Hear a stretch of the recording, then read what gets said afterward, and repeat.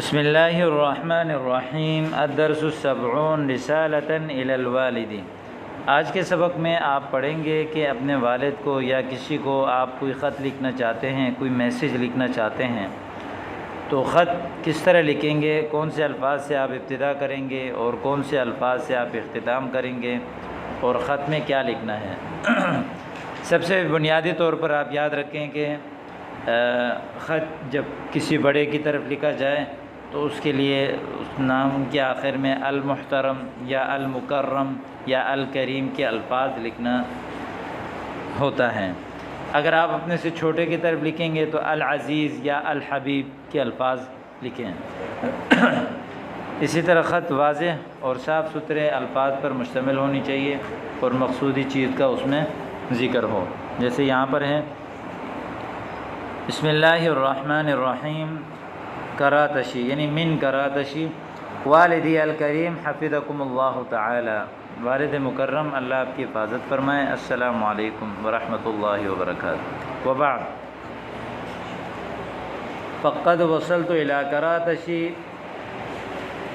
فی 10 شوال، میں کراچی پہنچ گیا 10 شوال کو، والتحقت بجامعۃ العلوم الاسلامیہ، التحق یلتحق التحاق کہتے ہیں داخلہ لینا، اور میں نے داخلہ لیا جامعۃ العلوم الاسلامیہ میں، وقبلت فی الصف الاول، اور پہلی کلاس کے لیے مجھے قبول کیا گیا، وبدأت اتعلم اللغۃ العربیہ، اور عربی لغت پڑھنا میں نے شروع کر دی، والآن بعد زمن قلیل اتکلم العربیہ، اور ابھی تھوڑے عرصے بعد، زمن قلیل تھوڑے عرصے بعد میں جو ہے وہ عربی میں بات کرتا ہوں، وافہمھا اس کو سمجھتا ہوں، وعارف قراءتھا اور اس کو پڑھنا جانتا ہوں، وکتابتھا اور اس کو لکھنا جانتا ہوں، والحمدللہ الحمدللہ، وانی لفرح ان اکتب الیکم ھذا الخطاب باللغۃ العربیہ، اور مجھے بہت زیادہ خوشی ہے کہ میں آپ کی طرف اس خط کو، اس لیٹر کو عربی لینگویج میں لکھ رہا ہوں، وارجو ان اعود الیکم فی آخر ھذا العام، اور میں امید کرتا ہوں کہ میں چاہتا ہوں کہ اعود، عاد یعود لوٹنا، ان ناصبہ شروع میں آیا اس لیے اس کے اوپر زبر ہے، کہ میں لوٹ جاؤں آپ لوگوں کی طرف اس سال کے آخر میں، وقد تعلمت کثیرا من اللغۃ العربیہ، اور میں نے بہت ساری عربی جو ہے وہ پڑھی ہوئی ہوں گی، والعلوم الاسلامیہ، اور علوم الاسلامیہ میں سے کئی علوم یہ اپنے سال کے آخر میں آپ کے پاس آؤں گا تو میں پڑھ چکا ہوں گا انشاءاللہ۔ وتحیاتی، تحیہ سلام کو کہتے ہیں، میرے سلام والدہ محترمہ کی طرف، و اخوان بھائیوں کی طرف، و اخوتی و اخواتی اور اپنے بہنوں کی طرف، و جمیع اصدقائی اور اپنے سارے دوستوں کی طرف، والسلام ابنکم خالد التاریخ، آگے آپ تاریخ لکھیں۔ سوال اور جوابات ہیں۔ متى وصل خالد الی کراتشی، خالد کراچی کب پہنچا؟ وصل خالد فی 10 شوال، 10 شوال کو پہنچا۔ بأیۃ جامعۃ التحق، کون سے مدرسے میں وہ داخلہ ہوا؟ التحق بجامعۃ العلوم الاسلامیہ، فی ای صف قبل، کون سی کلاس کے لیے اس کو قبول کیا گیا؟ قبل فی الصف الاول، پہلی کلاس میں اس کو قبول کیا گیا۔ الی من کتب الرسالہ، کس کی طرف انہوں نے خط لکھا؟ کتب الرسالۃ الی والدہ، اپنے والد کی طرف۔ هل كتب الرسالة بالأردیہ، کیا لیٹر اردو میں لکھا؟ لا بل كتبها بالعربیہ، نہیں بلکہ اس کو عربی میں لکھا۔ هل خالد يتكلم العربیہ، کیا خالد عربی بولتا ہے؟ نعم هو يتكلم العربیہ۔